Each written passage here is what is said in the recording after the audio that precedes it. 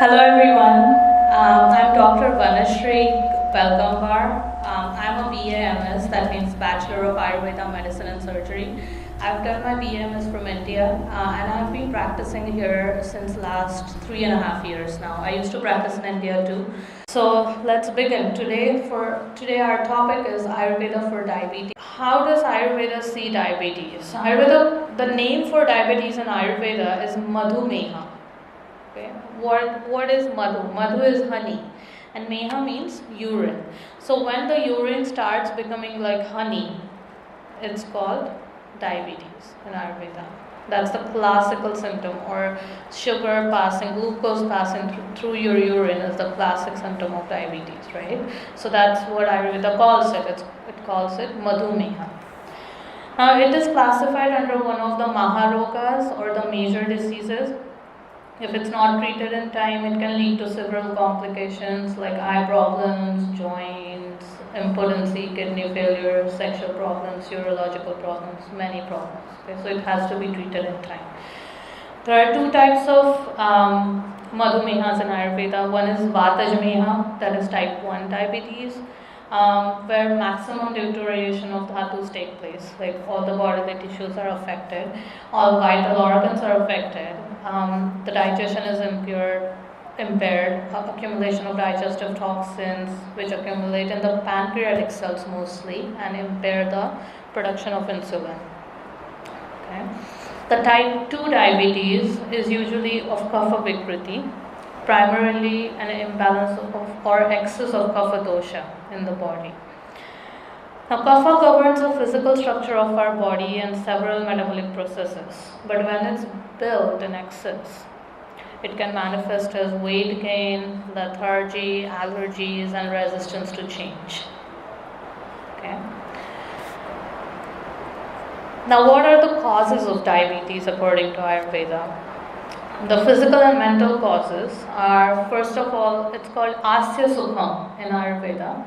That means comfortable seating or sedentary lifestyle, mostly, like sitting in one place or sitting in front of the computer for a long time. Most of the clients I've seen are from IT background because they cannot move during the day. It's the work. They have to sit in one place and work in front of the computer for longer periods of time. Or sleeping in excess also. That's called divaswapna, or napping in the morning time for longer periods of time. All foods and lifestyle which cause increase in kapha, that is sweet food, heavy oily food, deep fried food is usually what causes diabetes. Again, mental factors are an inherited factor, of course, and mental factors are stress, grief, fear, or any long-standing illness. If you have hypertension, you're more likely to have diabetes, or if you're obese, you're more likely to have diabetes. So, some of the long-standing illnesses. Food and drinks that cause diabetes are excessive consumption of yogurt and its preparations. Okay. Ayurveda talks a lot about yogurt consumption, and it says yogurt is not supposed to be eaten as a meal. So if you're eating yogurt for breakfast, and that too with fruits, please stop doing that. Okay, that's the worst food combination you can do ever. Okay, because there is something in the fruits and yogurt that doesn't go well together. Now there is a saying in India, if you're Indian, you might be knowing this, that people usually say don't mix fruits with milk, or don't do milkshakes or milk and fruits together. So that's right, because what happens here is fruits are easily digestible than milk or milk products or milk derivatives. So the Agni gets confused whether to digest the fruits first or the milk first, or digest it together, and either of those remain undigested. Okay, or partially digested. And then a lot of ama is formed in your system. So any bad food combination is going to result into a lot of ama production, that is, a lot of digestive toxins in your system. That's why Ayurveda has a big list of things you shouldn't combine with what. And fruits and any dairy products are first on that list. Okay. Also, Ayurveda talks about yogurt a lot, because yogurt is what is the quality of yogurt? How is yogurt? It's cold, it's heavy, it's sticky, it's slimy. So it's similar to kapha, right? But it's also fermented. So it has gone through that process of heat. That's why it increases pitta too. And it's cold again, so it will increase vata too. So yogurt actually increases all the three doshas. Okay? But there is a concept called samskara in Ayurveda, which means the method to prepare that food, or the process through which the food goes in order to change its qualities. So the very common samskara is Agni samskara. So Ayurveda recommends to eat cooked food only, no raw food. So cold sandwiches, cold salads, like salads are usually raw, right? So they are going to increase your vata a lot because they're dry, they're cold, they haven't gone through that heat to be cooked outside your body. So Ayurveda says in order to help your Agni digest the food better, it's always better to cook the food outside your body rather than taxing your Agni to break it down. Okay? I've seen few of my clients drinking smoothies, and I've just stopped smoothies. Like, I didn't give them any herbs, nothing. They felt better just by stopping smoothies, because it's just too much for your system to break it down. And if you're mixing vegetables and fruits together in the smoothies, oh my god, please don't do that. Okay, it's like literally I can see that digestive system crying out for help. Like, please don't do this to me. Okay, so if you want to have smoothies, fruits are supposed to be eaten raw.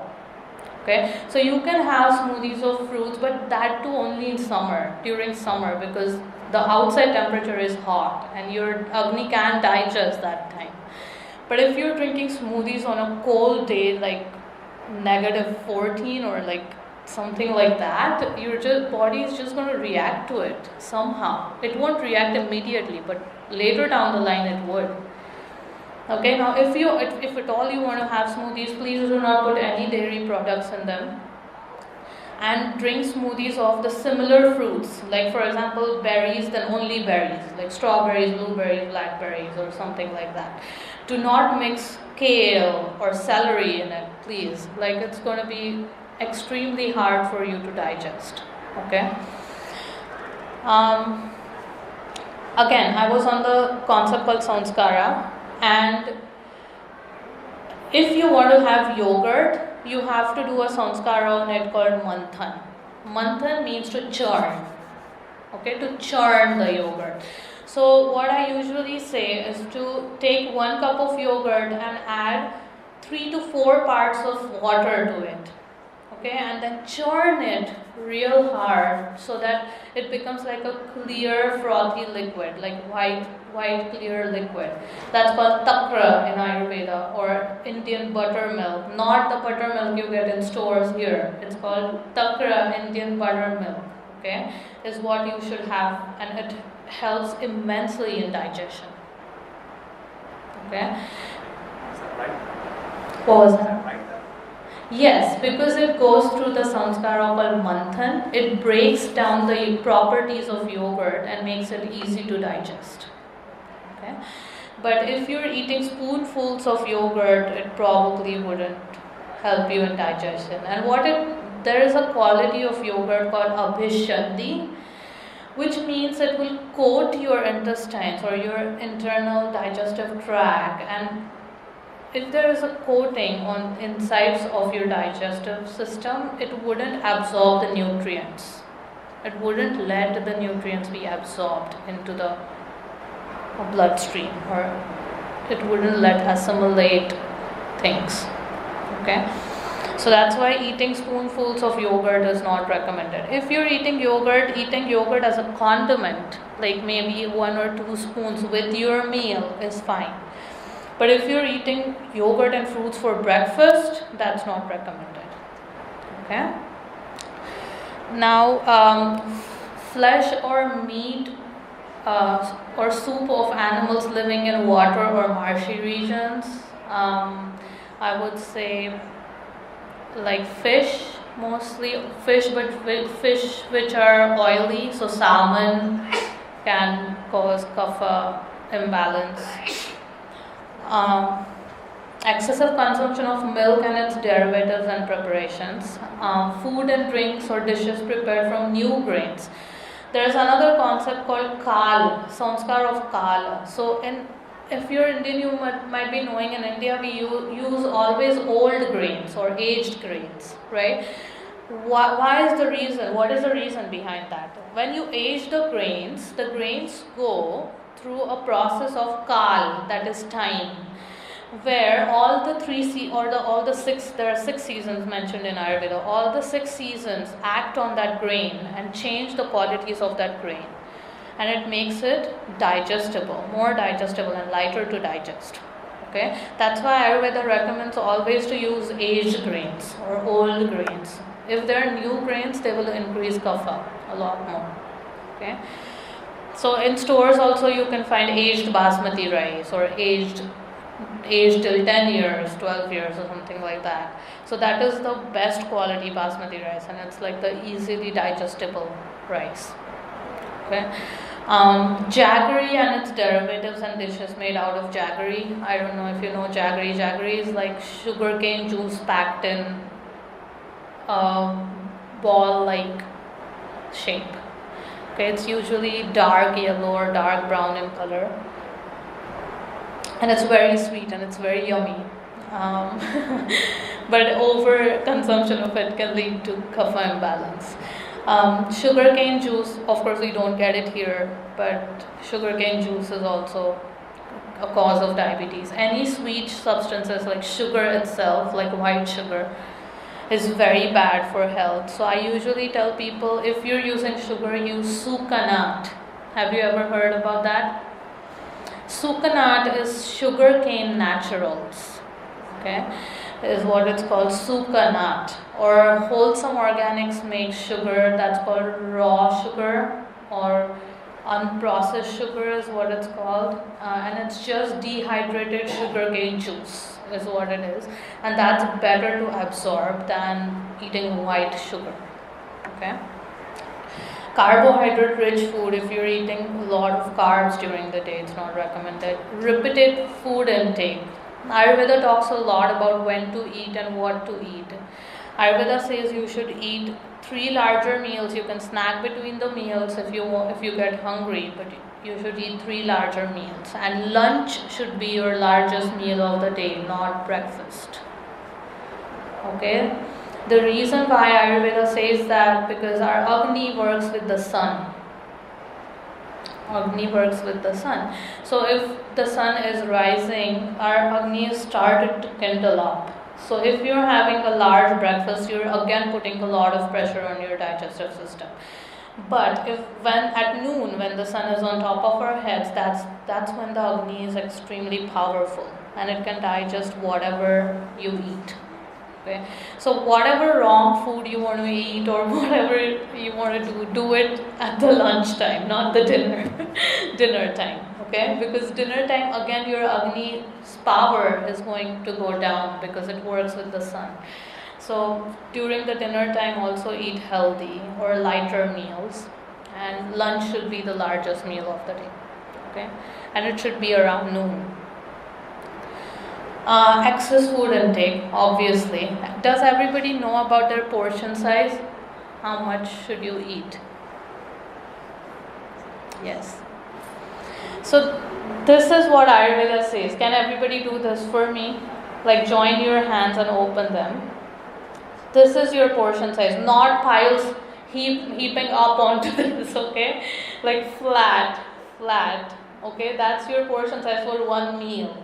If you're eating more than this, you're probably going to put on weight. Okay. Okay. So this is called Anjali in Ayurveda.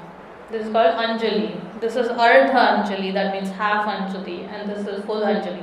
So your Anjali is different than mine. If I say you have to eat this and your Anjali is bigger than this, then you're missing out on food. So you have to follow your Anjali and eat this much. So this is the portion size according to Ayurveda. Okay. Unwholesome diet which doesn't make you feel full or doesn't make you feel satisfied. Okay. Now I've seen few clients who will like drink soups, but they'll drink, oh my god, I want to lose weight, but oh my god. Okay. This is not going to help you because mind and body has a deeper connection, and our food is living. If you know that our food has a lot of prana in it. Prana means the life force energy. The food knows what's happening and how you're eating it.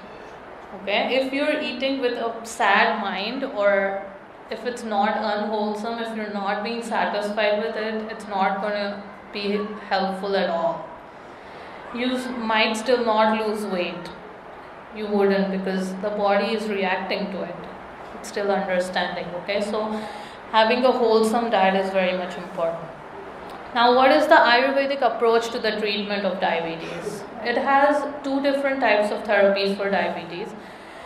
One is called Apatarpana and Samshodhana. So Apatarpana, that means denourishment, treatment and cleansing.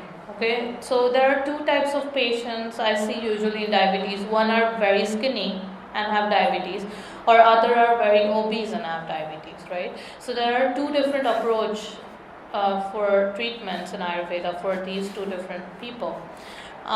So if they are very heavy and obese people and have diabetes, we usually do denourishment treatment. That is, we don't like tell them to stop eating. That's not denourishment. It's like keeping them away mostly from fat and eliminating their digestive toxins. So basically eliminating their ama. So we do this with the help of like various exercises, fasting therapies, like juice fasting or water fasting or something like that. And cleansing therapies, there is a concept called panchakarma in Ayurveda where it's a medicated emesis, or we ask the patient to vomit in front of us. It's monitored. And then the digestive toxins come out, or purgation. We give client some purgatives and ask them to have a lot of bowel movements, or enemas, nasal drops. There are like multiple therapies we can do for a diabetic client. Another approach is Santarpana or Bruhamana. That is replenishment of body bulk promotion. So basically this is done in patients who are very skinny and do not put on weight easily. It helps to easily accept the nutrients in the body and rebuild the body tissues, and helps to strengthen the defense mechanism without increasing the blood sugar, of course, in the blood, and prevents further damage and ensures enhanced healing and repair. So the therapies used in Santarpana are usually oil enemas, where there are different types of oil enemas we give. Nourishing massages, like we use cooked rice to massage with. So there are many other therapies, and oil massage is also there. Now, what should be the diet and lifestyle for a diabetic person? What should a diabetic person avoid? So first and foremost are sweet, sour and salty foods. Salt is also hygroscopic. That means it draws water in. So if you are eating a lot of salt or sodium, like excessive salt, then you might put on weight easily, because it will bring in more water. Okay. Heavy, oily and spicy foods. Potatoes, sweet potatoes can be taken in moderate amounts. Taro root, yams, fresh grains and pulses. Intake of dairy, which tends to increase kapha, especially yogurt. And you can use small amounts of ghee or low-fat milk and low-fat yogurt. I've written here low-fat, but I'm not that keen on doing low fat things because they are too adulterated, too many additives in them. Because if you take out fat out of something, you're decreasing the volume of that drink, right? So you have to add something to keep the volume equal. So they have a lot of additives in them. That's why I do not recommend, if at all you want to drink low fat, I recommend to put water in it. Like drink whole milk but put equal amounts of water in it. So it automatically reduces the fat percentage. But I wouldn't recommend drinking 1% or 2% milk because that's not good for your body because it has excessive additives in them. Okay. Soya beans and tofu, which should be eaten in moderation. Heavier fruits like bananas, pineapple, figs have a lot of sugar. Minimizing simple carbohydrate, fats, and other heavy foods. Kantamula, that is root rhizome vegetables, should be avoided, like potatoes and things like that. Yams, those are root vegetables. Turnips, beetroot. Okay. Sour beverages like lemonade, kombucha, fermented beverages. Alcohol and smoking absolutely should be avoided. Dishes prepared from fresh rice. Meat of animals living in marshy areas like pigs, fishes, and overeating. Okay. What should be the lifestyle? Now, sadasanam, that means always sitting in one place, sedentary lifestyle. So even if you're working in an IT company or you're working and sitting all the day, try to move around every 2 hours or so. Just go for a 5-minute stroll or use the restroom or drink some water or like just get up and move. Okay. Divaswapna, sleeping during daytime. Ayurveda doesn't recommend day naps. Ayurveda recommends napping only during the summer because during summer nights are shorter and days are longer. Ayurveda doesn't recommend napping during any other season. Okay. Mutra vegam, withholding the urge or the reflex of urination. Never, even if you do not have diabetes, do not ever hold the urge to urinate. Okay. Excessive exercise. If you're doing exercising a lot beyond your capacity, then that's not a good idea. Ayurveda talks a lot about exercising too. It says you have to exercise Ardha Shakti, that means half of your strength. And how do you gauge that? So if your temples are sweating and your armpits are sweating, have started to sweat, that means you're doing Ardha Shakti Vyayam. You should stop there. You shouldn't over exercise. If you're exercising beyond that, you're doing a lot to your body. Okay. Now, what to favor? I have a question on sweat. Yes. It seems like I go to the gym with my friend and I'm Vata and I don't sweat. Yeah. And she, I believe, is Pitta. Yeah. And she sweats easily. Yeah. So, there's also sweat, and another is if you're breathing excessively hard, like you're breathing too fast, then probably that's not right. Like excessively fast, if you're like out of breath while you're exercising, then probably that's not, then you're over exercising. But is it because she's Pitta? She's Pitta, Pitta, the water yeah. component that makes her sweat? Absolutely. And her temperature is like Always high. all over the place. Right. Constantly. She's always hot or always cold. Or, Yeah, then that might be her Vata Vikriti, but yeah. Pitta people sweat easily, whereas Vata and Kapha people won't sweat that easily. Okay. What diet should you favor? Foods that are light, dry, and warm. Lighter fruits such as apples, pears, pomegranates, cranberries, and apricots. Grains to favor are barley. Barley is the amazing grain which helps in diabetes, okay, or any kapha vikriti. but you have to be careful in U.S. because you see the pearl barley and That's the pearl millet. That's probably what you don't want. No. Well, that is fine too. Like if you like the taste of that, that's fine too. The pearl barley is fine too. Yeah, but look for barley and you would probably find it as barley in stores. Yeah, we can have chapati, or you can make bhakri is what we call usually.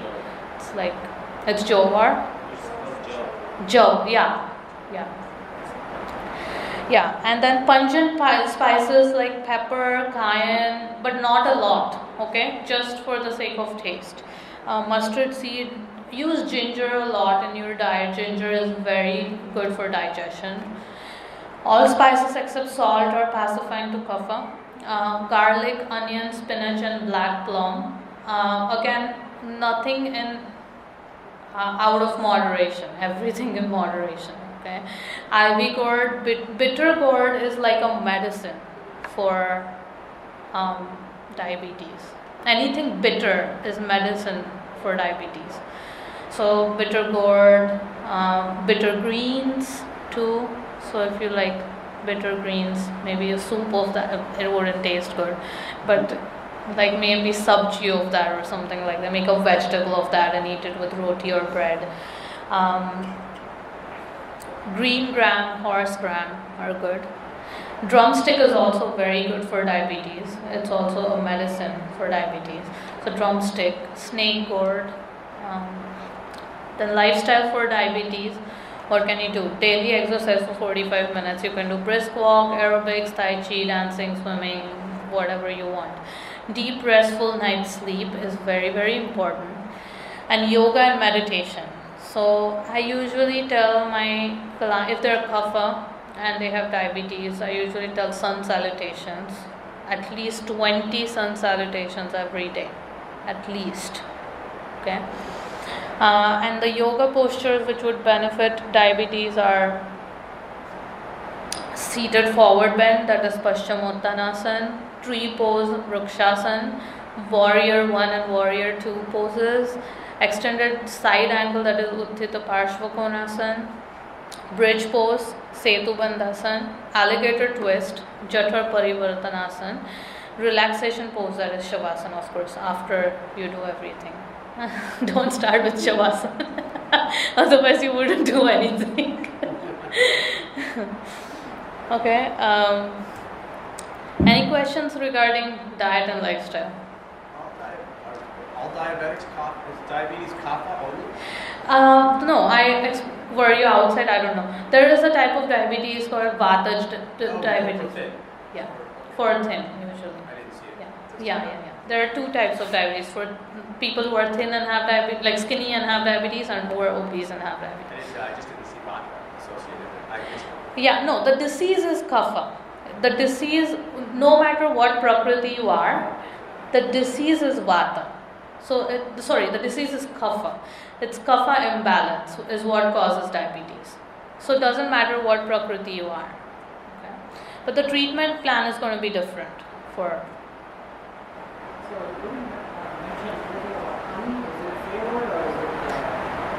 I'm going to come to that. Well, honey is very drying in nature, is what Ayurveda says. Because oh boy, if I start talking, like I cannot stop anywhere. There's so much information to give out. Okay, there is a concept called Vichitra Pratyarabdha in Ayurveda. Okay, that means that there are some foods which are of different taste when you eat it, but when the digestive juices act on them, they become of different taste in your stomach, and which changes their qualities. So honey is one of that. Honey is sweet to taste, right? But when the juices act, it becomes pungent in our stomach. So it helps digestion. Okay. Now banana is another example of that. Banana is sweet, right? But when the juices act on it, it becomes sour in our stomach. That's why banana increases pitta and kapha. Okay.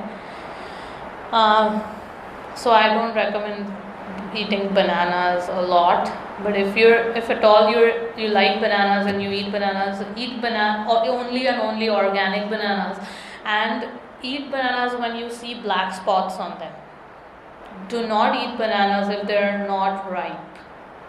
Not ripe as in if they are still green and yellow, like clean green and yellow. Please don't eat them. eat them only when you see black spots. Then they are less in they create less imbalance of pitta. Okay. Does lemon also belong to that category where it tastes different? No, but honey surely does. Does they recommend like lemon water in the morning or? Again, not for everybody. If you're a pitta person, lemon will cause purgation. If you're eating a lot of lemon will cause purgation. In a pitta, even in a kapha person, might be. So, I mean, I don't know what prakriti you are, but you look to me as a kapha pitta person. So I don't know. Maybe you can try it out, see how it works. Recommendation most of the time is when you get up in the morning, have warm cold water in your hand. So that's supposed to be good for your digestive system. Recommendation from whom and to who? It says like it's generally Right, they say it's good. It's a myth, it might be a myth. It's not a myth. It works. It works for a kapha. If you have a lot of kapha in you, it works. But if you have a lot of pitta in you, it might not work.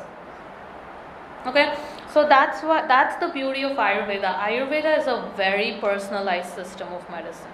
It wouldn't generalize anything. Like it wouldn't say, if you get up in the morning and drink one warm glass of water, you would lose weight every single day. It wouldn't say that. But definitely warm water would help you. But then the digestion of every person is different, and how the body is going to react to that is different. So nothing is generalized in Ayurveda. It's for you. It's about you. It's about your body. It's about, okay? So it gives a lot of importance to you rather than to everybody. Okay? So that cumin seed, coriander seed and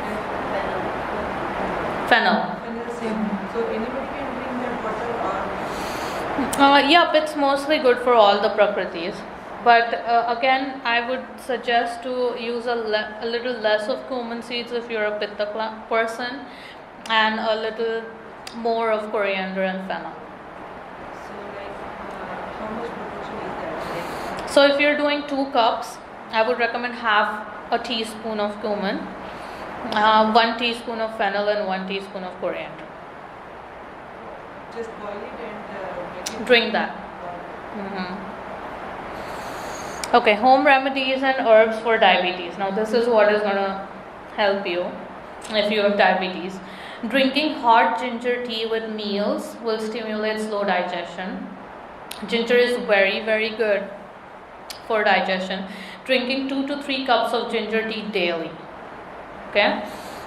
So instead of drinking just warm water, add chopped fresh ginger to it. And maybe drink that. Take 1 teaspoon of Indian gooseberry, that is amla, mixed with 1 teaspoon of bitter gourd juice twice a day. I don't know if you would get bitter gourd juice anywhere here, but it's like Karela, right? It is good. it is Karela. Karela juice do you get it in Indian store? No, you don't get juice. You will have to get either the Bitter gourd, yeah. frozen one in this time, or they come in the summertime. Then you can make it yourself. Or maybe, I don't know, did I see it in Swaminarayan temple? I think they have.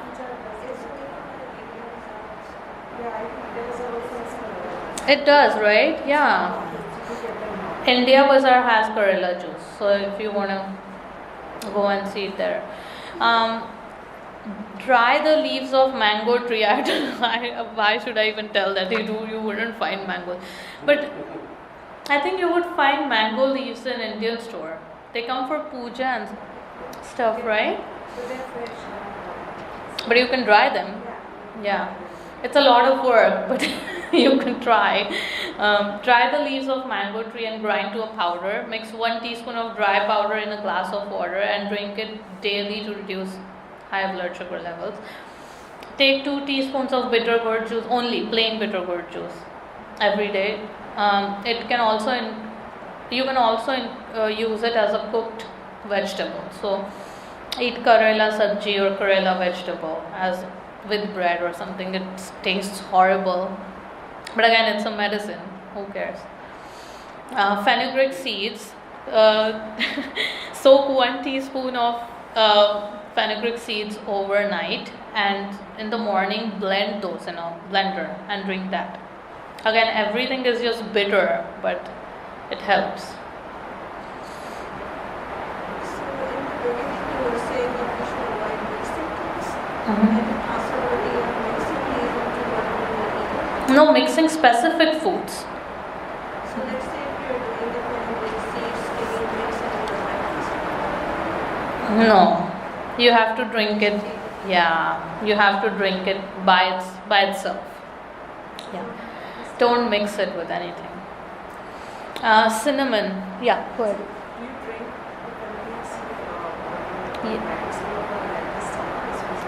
Yes, yes. It's recommended that way.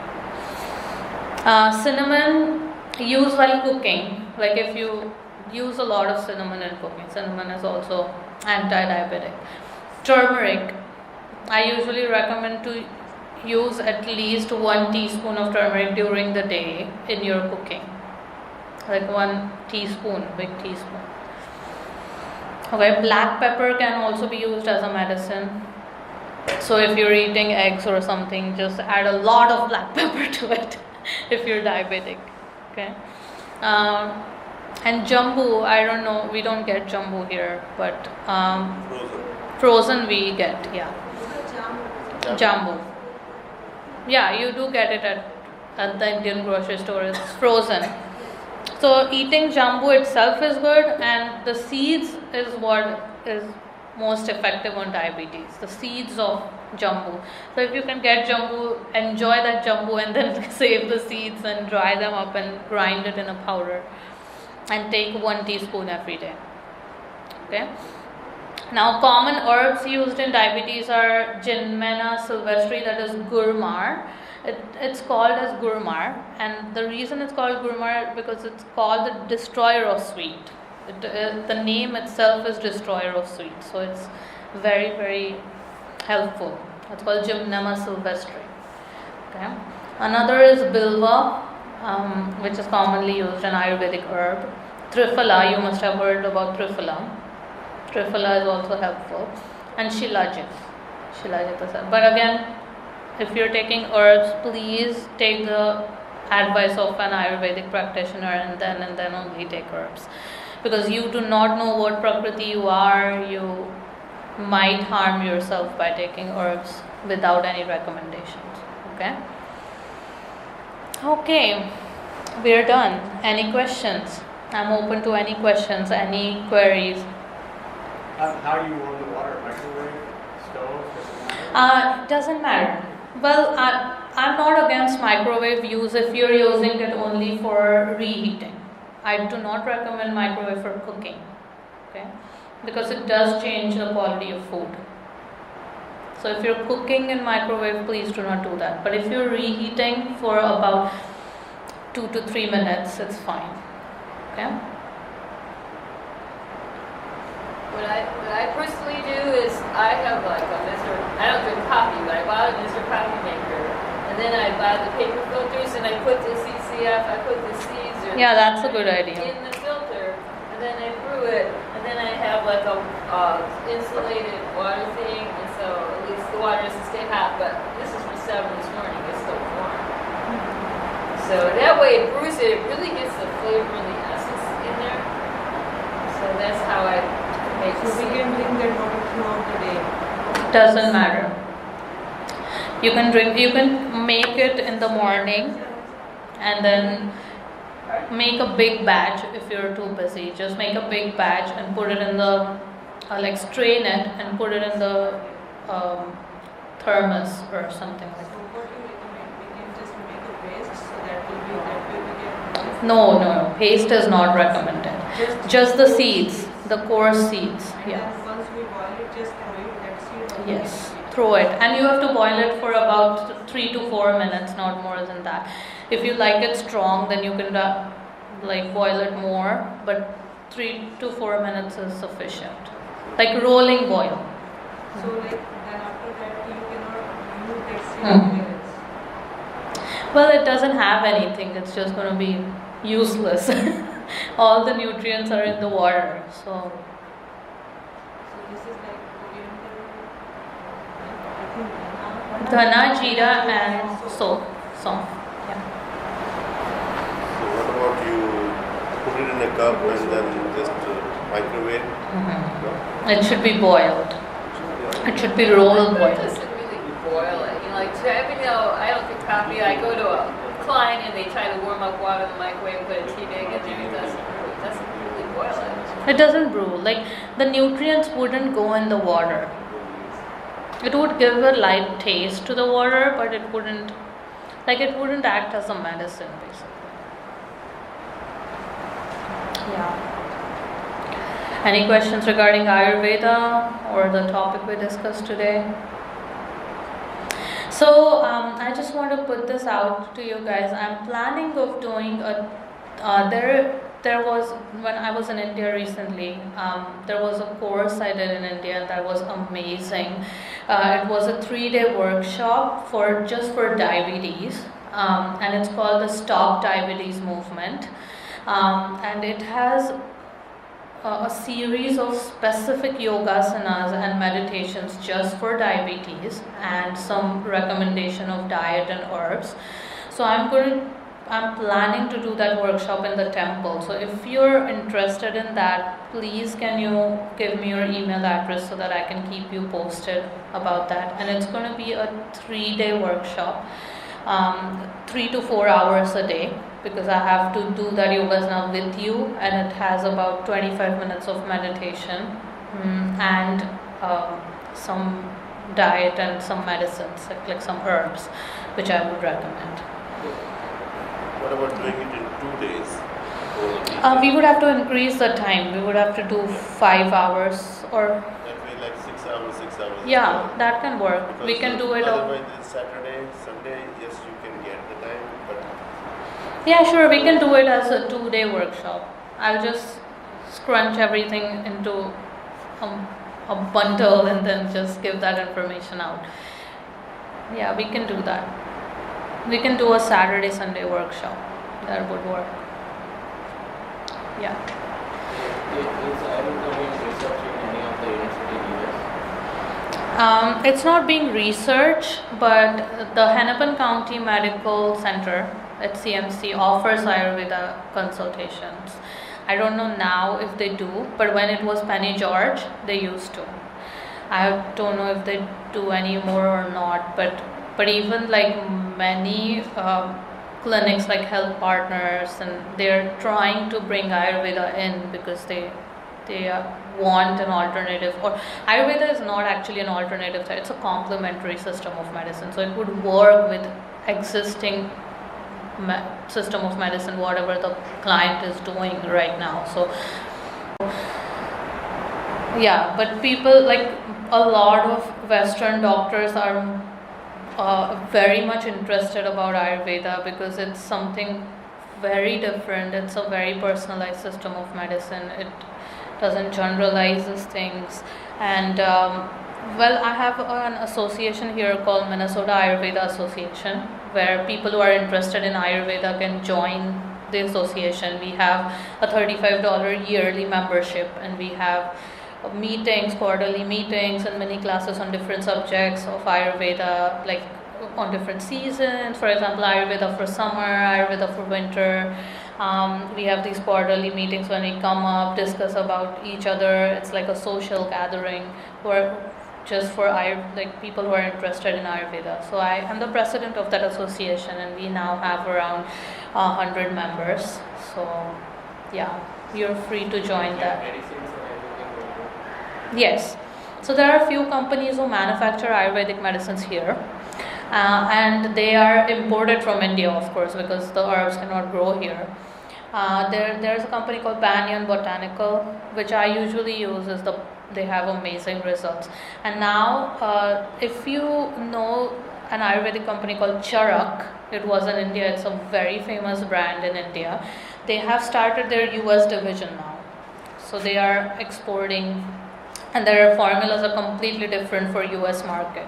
So their formula for diabetes is working wonders. I was actually testing it on my father-in-law. He's a diabetic person, and his A1C went down 1 point in 1 month of its usage. So it's giving amazing results. So Charak it's the brand of that medicine, Charaka, and they have come to US under the brand name Innoveda, is what they're using the brand name as, and they're having amazing formulas. So I've just started using that in my practice too.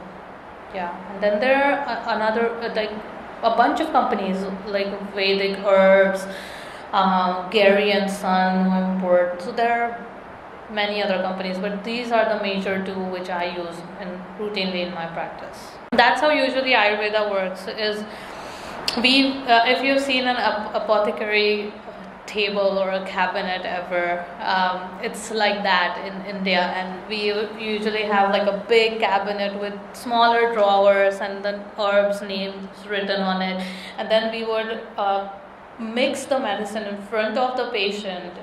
Yeah, and then that's how I usually practiced in India. But now here it's just difficult because you don't get all the herbs in their raw form, and also the formulas are immensely effective. So we don't have to do that anymore. But yeah, that's how still some of the Vaidyas practice in India, and I used to practice that way when I used to practice in India. So yeah.